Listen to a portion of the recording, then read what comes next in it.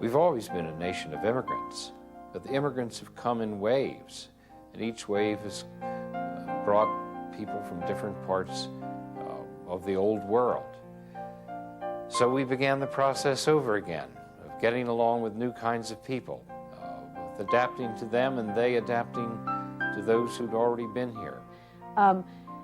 So until the late 19th century, most immigrants who came were of the same kind of Anglo-Saxon stock from Western Europe as the earlier settlers in this country. What distinguishes the new immigration, beginning with about 1870, is that now we are seeing people coming from parts of the world where they had not come before. In Europe, industrial revolutions were replacing household production and farming. So more and more people left their small farms for cities like London, Hamburg, and Amsterdam.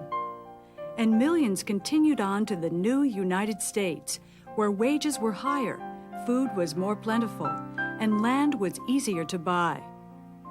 Industrialization then seized Southern and Eastern Europe, countries like Italy, Poland, Hungary, and Russia. Here, too, factories displaced small craftsmen, and cash crops displaced small farmers. So they, too, migrated to the United States.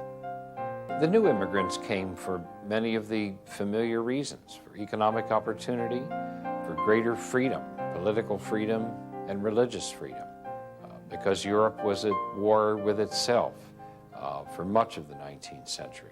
And these punishing wars were another reason for leaving the old world and coming to what would be a more peaceful America.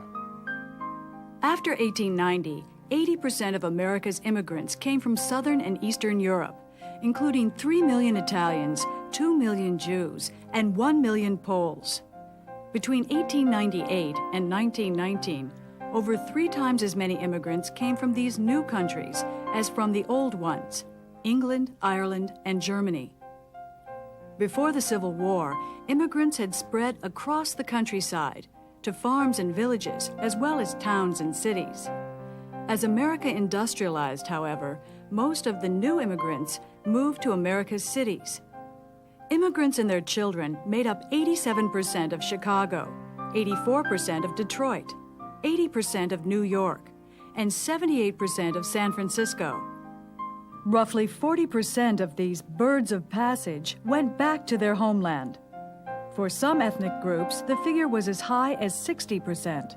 Many of these people who came never intended to stay in the United States for very long.